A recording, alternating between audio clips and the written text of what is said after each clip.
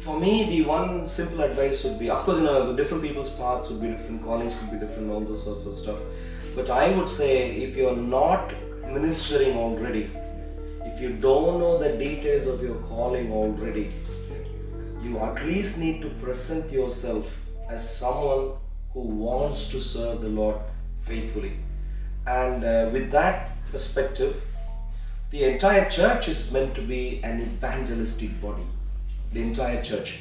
And therefore, my simple advice would be, you don't have a particular ministry, you don't know what your calling is, don't worry.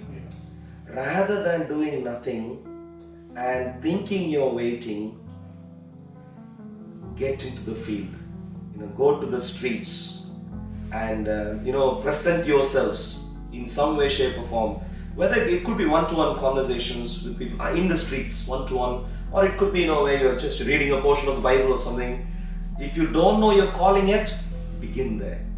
Then at least the Lord can see you and say, okay, my son here seems to be interested in serving me. And then he will, he could reveal more details. And then he can move you and wherever he wants to place you, that's his business. But to present yourself as someone interested is our business. Most of the times that's the single greatest problem I see.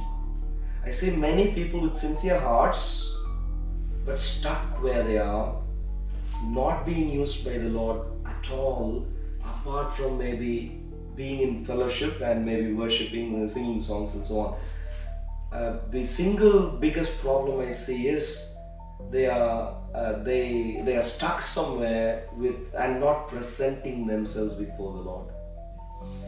The Lord doesn't work with such people, in my mind. You need to do something to present yourselves before Him, and then He can say, okay, I see you're interested. And like I said, for that, if you don't know your calling, be on the street. If you have an outreach team in your church, just be there. The Lord may take maybe 2 months, 3 months, and then He may lead you further. But be there first.